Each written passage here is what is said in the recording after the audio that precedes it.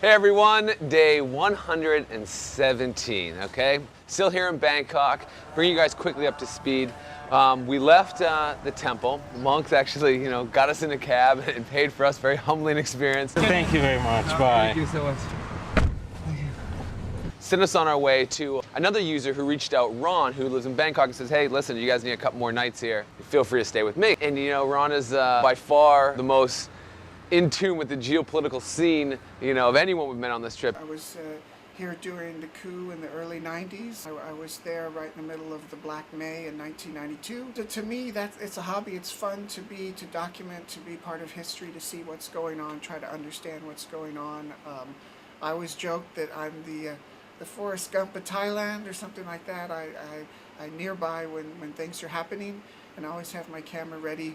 He's lived there for 17 years, so the insights he has on this region are just priceless. It's Grengjai, as I was telling you before, the respectful fear of the elders. They don't want to annoy the elder by saying they don't understand what that person's saying, or that they failed, or they haven't done good enough. And they're also awfully scared of being blamed as well. So the best way is to work in groups. Over many great meals, we've got a chance to just talk about the social customs, politics, and just the general vibe of this fascinating city and area of the world. If you spend any time watching Thai television, there's a lot about all the creams that you put on to, see now here she's putting the lotion on her skin, and the whiteness is spreading as she's turning whiter and whiter.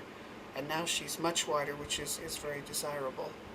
And that means she can go to a party and dance and have lots of friends, apparently. But this seems very weird and non-PC and westernized, but it's very common. He has these political cartoons, and books of the history of this region. And he has so many contacts. He's so piped in to the political scene here. We are convinced that, the Bourne Ultimatum movie was inspired, from Ron's life here. But one of the many things that Ron does is that he runs a website called tobangkok.com. It started because when I lived here, people back home thought it was just all rice paddies and people riding to work on elephants and things like that.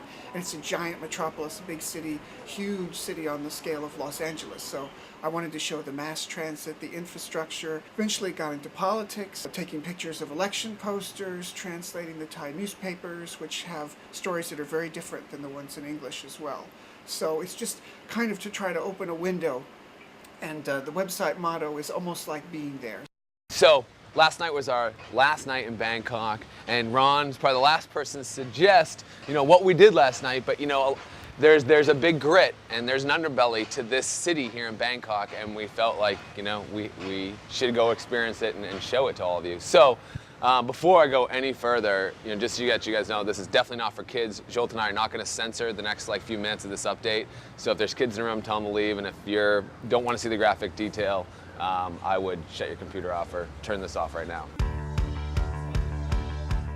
So even before we left, we're sitting in Ron's place, drinking wine. One night in Bangkok's playing on the computer. Just got charged up and went and hit this area called Pad Pong. Basically, this is the red light district. As soon as you walk in, there's just colorful characters trying to pull you in every different direction to see their sex show. And they got, these menus, and they'll just put them up in your face and be like, this is what we got. You had, Eminem imitator rappers with go-go dancers. One of the bars we went into, these three girls, beckoned us over, and, they're trying to convince me that they're not prostitutes, but they are. It's sad because these women are beautiful. Having to be put in this situation and selling their bodies for money. From there, went to another bar that is, known for different sex acts. There, same story, Bunch of girls coming around. Honestly, for about $8, you can do whatever you want for as long as you want. One of the girls, she's like, yeah, my husband left me, I have 2 kids, I have no choice. It was an experience for sure.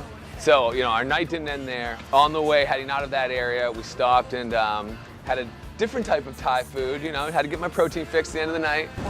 Cockroach. A grasshopper, a huge beetle. It's called a water bug. Water bug and a frog. Good guy. Now finish. Bye-bye. That was it. Ron, has been talking here. He's like, there's no way you guys can leave Thailand without seeing the beaches. They're some of the most beautiful in the world, and so he's been generous enough to get me a ticket down to Koh Samui area. which is an island down south. And right now it looks like we might have some things lined up, but maybe not. So guys, you know, if anyone knows anyone Koh Samui, which I doubt, let us know. But we're not worried about it either way. It's perfect weather, and we'll sleep on the beach if we have to. But there are definitely some potential options out there. So when you guys are watching this, Jolt and I once again will be on an overnight bus ride, and we will check in as soon as we can. Cheers, everyone.